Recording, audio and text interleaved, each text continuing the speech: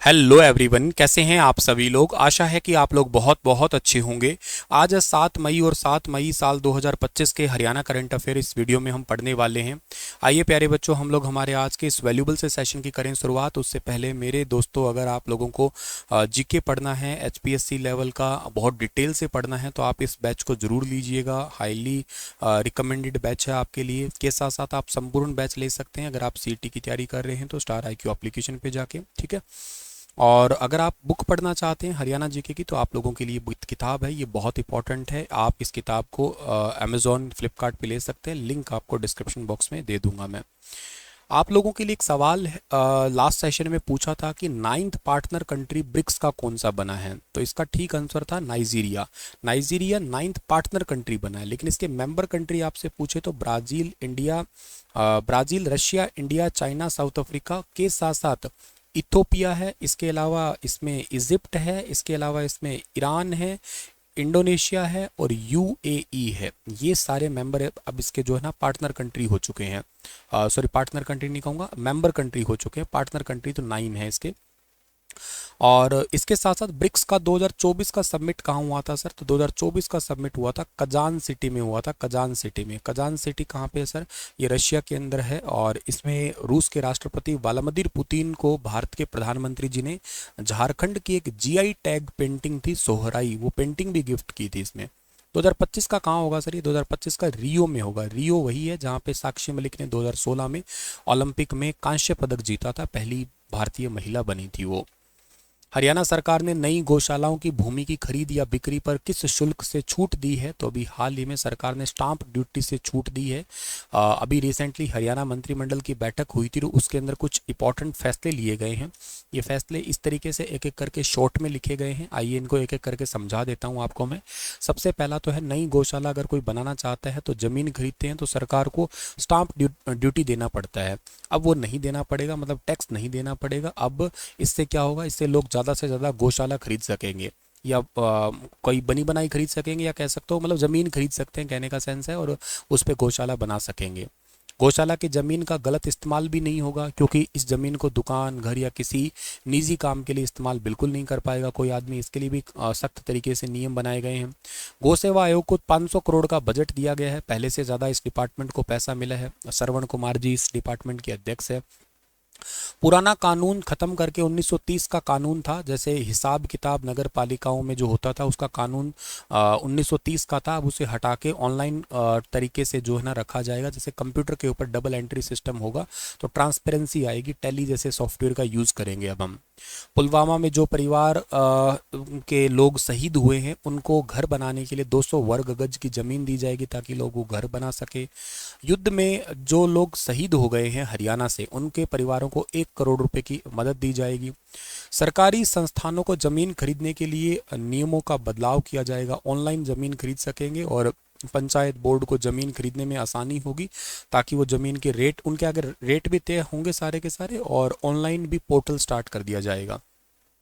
जैसे बेंगलुरु को IT hub कहते हैं, वैसे वैसे हरियाणा को AI हब कहा जाएगा। तो इसके लिए हरियाणा कोशिश कर रही है, आर्टिफिशियल इंटेलिजेंस का सेंटर बना रही है, एक गुरुग्राम में और एक high performance computing facility centre Panchkula में। दो बड़े बड़े सेंटर बन रहे हैं। लोक कलाकारों को पंडित लक्ष्मीचंद राज्य सामाजिक सम्मान योजना के चलते हुए लोक कलाकारों को ना आर्थिक सहायता दी जाएगी, ताकि वो इस संस्कृति को आगे लेके जा सके। बाबा बंदा सिंह बहादुर है, इनका स्मारक बनेगा यमुनानगर के अंदर, ताकि लोग इतिहास को, उनके बलिदान को याद रख सके। और एक नई एक्साइज पॉलिसी भी आई है, इसको मैं आगे जाके बताऊंगा, एक क्वेश्चन बना रखा है इसके लिए डिटेल से। ओवरऑल कहा जाए तो हरियाणा सरकार गौ सेवा को बढ़ाने के लिए गौशाला में टैक्स माफ़ किया है।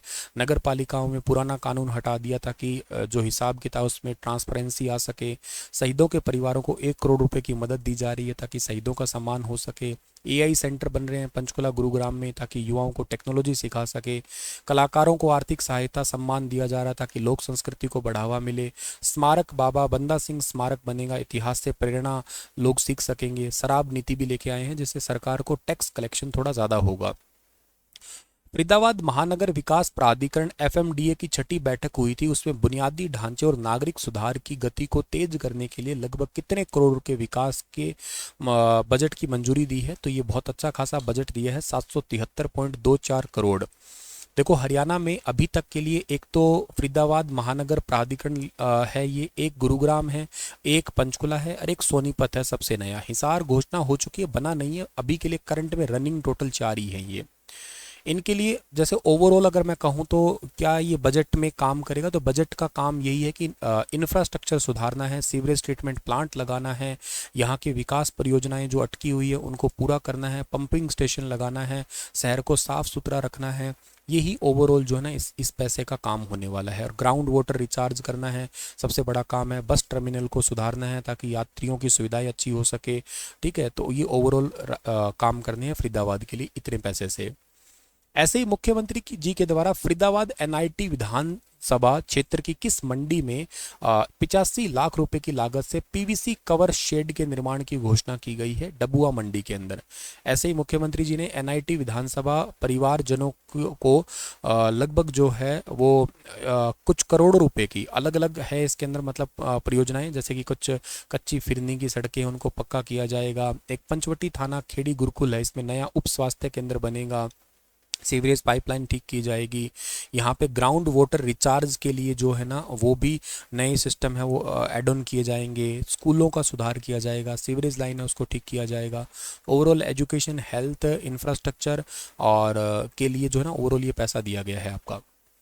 हरियाणा जल संसाधन Atlas 2025, Haryana water resources Atlas 2025 की कौन सी विशेषता है? बहुत अच्छा सवाल है। जो बच्चा एचपीएससी की तैयारी कर रहा है उसको ये सवाल याद रखना है। इस सवाल का ठीक आंसर है कि यह सार्वजनिक रूप से सुलभ एटलस है जो स्थायी जल निकाय, जल भृतों और जल प्रधान फसलों की जानकारी देगा। मतलब ये पब्लिकली एक्सेसिबल एटलस होगा जो लोगों को सरफेस वाटर कितना है, कौन सी फसल को कितना पानी चाहिएगा, कौन हमारा ग्राउंड वाटर लेवल कितना है, उसको हम लोग रियल टाइम पे चेक कर पाएंगे। इसलिए एक एआई सिस्टम तैयार किया है ये वाला, जो कि जल भंडार की निगरानी कर पाएगा, उसके मैनेजमेंट को देख पाएगा। इसको तैयार किया है हरियाणा वाटर रिसोर्सेज अथॉरिटी और के साथ साथ हरसेक ने मिलके। एआई पावर्ड प्लेटफॉर्म है ये वाला, जो कि real time ground water level है, वाटर इंटेंसिव क्रॉप है, सरफेस वाटर है, वाटर बॉडीज़ है, उनके बारे में बता पाएगा।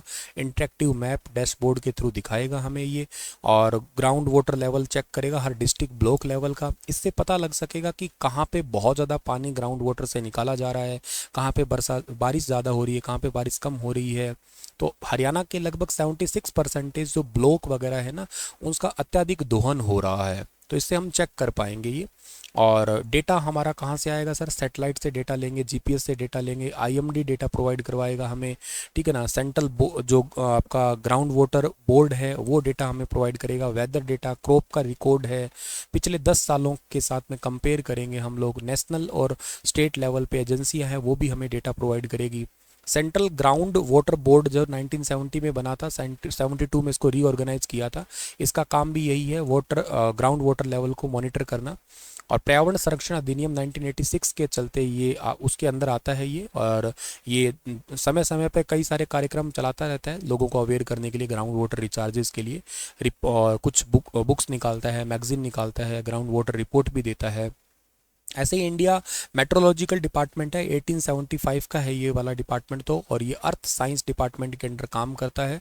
ये भी वेदर फोरकास्टिंग करना, वार्निंग देना, डेटा फॉर एग्रीकल्चर नेविगेशन, ये वर्ल्ड मेट्रोलॉजिकल ऑर्गेनाइजेशन का पार्ट है। अलर्ट करता है साइक्लोन कभी आ जाए तो, ठंडी हवा चल रही है, लू चल रही है, तो उसके लिए भी अलर्ट देने का काम इसी का ही है। 2025 में शुरू हुई नमो भारत ट्रेन की नई सेवा से गाजियाबाद गुरुग्राम की दूरी कितने समय की तय की जा सकेगी? ये 37 मिनट की दूरी हो गई है अब। पहले अगर रोड के रास्ते से जाते थे तो 100 मिनट लग जाते थे। तो मुख्यमंत्री नायब सिंह सैनी जी की अध्यक्षता में एक बैठक हुई थी। 3 चरण हैं इसके अभी के लिए जो अभी अंडर फेज में, जैसे दिल्ली गाजियाबाद का, दिल्ली गुरुग्राम का, इसके अलावा दिल्ली पानीपत करनाल का, ये आने वाले टाइम में बनेगा। करनाल तक जो है ना ये रैपिड ट्रेन कनेक्ट हो जाएगी। मेट्रो ट्रेन जैसी ही होती है लगभग। स्पीड इसको 180 किलोमीटर मैक्सिमम है, ऑपरेशनल तो लगभग 160 के आसपास ही है ये। हर 1-2 स्टेशन के बीच की दूरी जो है ना वो 5 से 10 किलोमीटर की है, और हर 5 से 10 मिनट में एक ट्रेन अवेलेबल हो जाती है। तो नमो भारत ट्रेन है, ये basically semi high speed regional rail services है, जो RRTS regional rapid transit system के नाम से इसको पहले जानते थे। प्रधानमंत्री नरेंद्र मोदी जी ने 21 अक्टूबर 2023 को दिल्ली गाजियाबाद मेरठ पे इसको सबसे पहली बार स्टार्ट किया था, और इसको बना रहा है national capital regional transport corporation, ताकि ये आसपास के जो NCR के छोटे शहर है या बड़े शहर है सबको आपस में कनेक्ट हो सके, ताकि बिजनेस थोड़ा और अच्छे से ग्रो हो सके। ठीक है, और बाकी नॉर्मल जैसे ट्रेन होती है वैसे ही ट्रेन है, फ्री वाईफाई है, मोबाइल चार्जिंग सिस्टम है, CCTV है इसके अंदर लगे हुए, वुमेन कोच अलग से लगे हुए हैं इसके अंदर। ठीक है, और हरियाणा में गुरुग्राम, शाहजहांपुर, नीमराना, बहरोड, पानीपत, करनाल, इन वाले डिस्ट्रिक्ट के अंदर आने वाले टाइम में ये सारी कनेक्टिविटी हो जाएगी। चलिए, हरियाणा सरकार की नई आबकारी नीति 2025 किस अवधि के लिए लागू की गई है? तो ये 2025 से 31 मार्च 2027 तक है, 12 जून से स्टार्ट हो रही है ये। इसमें क्या हो रहा है कि कुछ कीमतें बढ़ गई है, तो देसी शराब की कीमत 15 रुपये तक बढ़ गई है, अंग्रेजी शराब जो ना 50 रुपये तक कीमत बढ़ गई है। बियर की कीमत में लगभग 44% का इजाफा हुआ है। माइल्ड बियर 110 से 150, स्ट्रॉन्ग बियर 130 से 160 रुपये तक की हो गई है। इससे सरकार का राजस्व होगा, किसी भी राज्य का सबसे ज़्यादा जो बेनिफिट होता है ना, तो शराब से ही होता है एक्चुअली। तो एक 14,000 से ज़्यादा करोड़ का राजस्व मिलेगा, टारगेट रखा है, जो पिछले साल से लगभग 10.67% ज़्यादा है। और अलग अलग शराब के दाम जो है ना बढ़े हैं, सुपर प्रीमियम वर्ग की अलग है, प्रीमियम वर्ग की अलग है, अलग अलग टाइप की कैटेगरी में आता है। गांव और हाईवे पर ठेके खोलने के नियम हैं, और गुरुकुल संचालित, जिसमें गांव में गुरुकुल है वहाँ पे कोई शराब का ठेका नहीं होगा। नेशनल हाईवे, स्टेट हाईवे पे कोई भी ठेका नहीं होगा। हाईवे से कम 500 मीटर की दूरी पे ठेका होगा। नगर पालिका क्षेत्र में ठेका खोला जा सकेगा। 20,000 या उससे कम आबादी वाले क्षेत्र में ये दूरी जो है ना 220 मीटर की जा सकेगी। 500 से 5,000 की आबादी के गांव में या एरिया में एक ठेका होगा, 5,000 से ज़्यादा में 2 होगा। और इनकी फ़ीस भी होती है, जैसे मान लो 10,000 से ज़्यादा जहाँ की आबादी उनको 9 लाख देने पड़ते हैं, 10,000 के अंडर है तो उसको 6 लाख, 1,000 के अंडर है तो उसको 3 लाख रुपए फीस देनी पड़ती है। ठीक है, सरकार की बहुत कमाई होती है, तो सरकार इनको हमेशा सपोर्ट करती है। इवन कोविड में भी आपने देखा होगा सब चीज़ें बंद थी, लेकिन ठेके सबसे पहले खुले थे। हरियाणा में मॉक ड्रिल हो रही है आज। वैसे तो मैंने इसके ऊपर शॉर्ट वीडियो और एक अलग से वीडियो बना ही दिया है, लेकिन अभी फिर से आपके एक क्वेश्चन पढ़ा रहा हूँ कि इसके लिए आपातकालीन स्थितियों मतलब परिस्थिति आए उससे पहले लोगों को जो है ना ट्रेन करने से रिलेटेड ये है आपका। ठीक है, देखो ऐसा है कि मतलब यूँ समझो एक रिहर्सल है, दुश्मन देश कभी भी हमला कर सकता है, इसलिए एक नागरिकों को पता होना चाहिए। मॉक ड्रिल का मतलब सीधा सा है कि कल को कभी कुछ ऐसा हो तो हम अपनी जान कैसे बचा सकते हैं, कोई मिसाइल हमला करे तो उसके लिए मॉक ड्रिल है ये वाला। 11 शहरों में हरियाणा में हो रही है, अम्बाला, फरीदाबाद, गुरुग्राम, हिसार, पंचकुला, पानीपत, रोहतक, सिरसा, सोनीपत और यमुनानगर में हो रही है। पंजाब में ऐसे 12 शहर है। ऐसे टोटल पूरे भारत के 244 शहरों में हो रही है। रेड अलार्म सिस्टम है, उसको टेस्ट किया जाएगा। रात के अंधेरे में कैसे बच सकते हैं, लाइटें वगैरह बंद की जाएगी, लोगों को कहा जाएगा हमले के वक्त जो है ना कैसे निकल सकते हैं, युद्ध के माहौल में लोग कैसे सावधानी बरते, हॉस्पिटल, ठिकाने, पावर प्लांट ये ठीक है क्या सारे, जो बंकर वगैरह है उन बंकरों की सफाई की जाएगी। अलग अलग डिपार्टमेंट के बीच कोऑर्डिनेशन प्रैक्टिस वगैरह होगी। तो ये हो रहा है आपका 11 जिलों में हरियाणा के अंदर। ठीक है, इसके लिए पुलिस आपातकालीन नंबर और फायर ब्रिगेड, एम्बुलेंस के नंबर है वो ऑलरेडी आपको खैर पता ही है, लेकिन ये अलर्ट किए जा रहे हैं। और इसके अलावा जो है ना ये मतलब क्या होता है कि एक रिहर्सल है, जैसे आप किसी फंक्शन में जाने से पहले रिहर्सल करते हो ना, तो ऐसे रिहर्सल टाइप से है ये। लोगों को चेतावनी देना, सायरन बजने के बाद अपने आप को क्या करना है, अपने से बड़ों को कैसे संभालना है, विवेक से काम लेना है। ठीक है ना, बेवकूफ़ी से काम नहीं लेना है, कैसे कहाँ पे किस जगह पे छुपना है। और इसको जारी करता है गृह मंत्रालय। तो पहले से इसके लिए निर्देश जारी किए जाते हैं, लोगों को जागरूक किया जाता है कैसे फिर अपने आप से बचना है।